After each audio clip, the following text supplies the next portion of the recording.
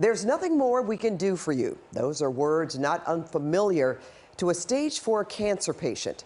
But for one legendary musician, the fight for life didn't end there. I want you to meet George Funky Brown and see what his story reveals about the promise of a second opinion and the perilous process of clinical trials.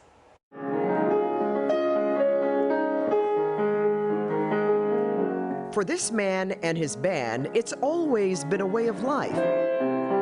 Before every show, we join hands and you say to yourself, let's go make some people happy.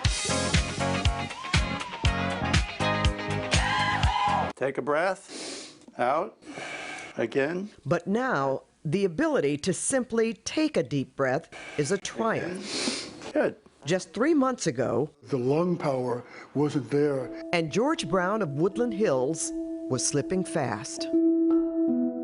That was like hanging on a thread. Cherish the love. If the music sounds familiar,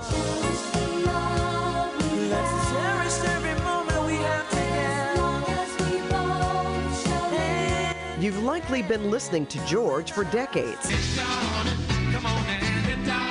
George is one of the founding members of Kool in the Game.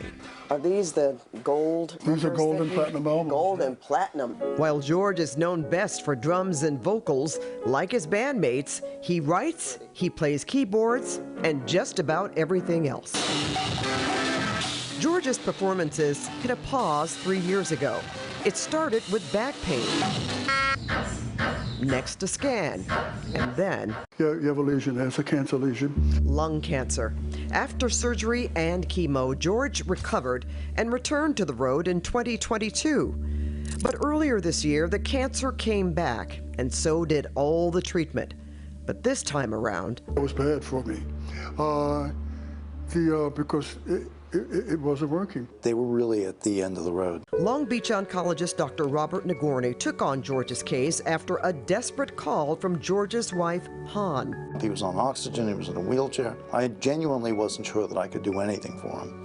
But I realized, I stopped and said, well, if I can't find something for him, then he can't possibly survive.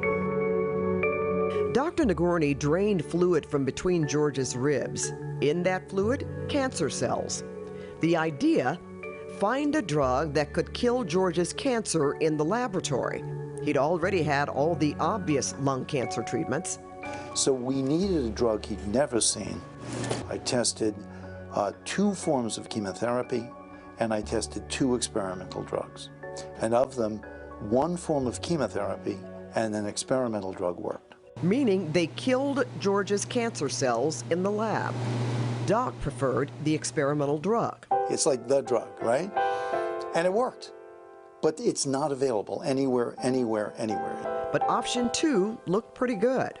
I'm sitting there, and he had my chart, and he goes, I can fix this. I think I've got the right thing for you. I think this will work. You have to trust that this could work for you. What were you thinking when he said that? I was saying hallelujah. In late June, George started gemcitabine and carboplatin. Because he was so fragile? We gave him very low doses. But it was enough to make a difference. He was eating, gaining weight, sitting up, talking to me. Could you feel yourself getting better? You start feeling the body getting stronger. After 3 cycles, George was back on his feet. By September, back to tinkering in his studio. Meanwhile, George's tumor markers have continued to drop. When I started him, it was 443. Normal is 2.5. Now, 44.7. 90% reduction. But that's not 100%. But there's still disease. We're not. While completing the treatment he's on could finish the job, there's a new twist. A clinical trial just opened at the City of Hope for a drug very similar to the experimental drug that works so well in Dr. Nagorny's lab. So I have this dilemma.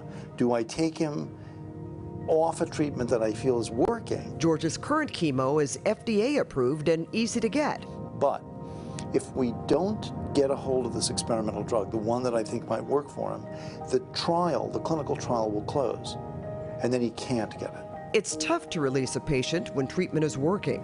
But Clinical trials have windows of availability. If he does not go for this now, he may never be able to get this drug, or at least not during the window that he needs it. This is the window for you. As George prepares to start at City of Hope, the doctor who got him there will pull back. I'm not going to be involved in any aspect of this. I can't be. I'm not an investigator on this trial. If the trial doesn't work out, George can come back. If we're not happy with that treatment, we're moving on. It is a blessing for what you've done. These past few months have been a gift, an opportunity to release a new album and publish his memoir. He's not cured. He's just a lot better. George's message to fellow cancer patients: Don't give up. Never give up. Never give up.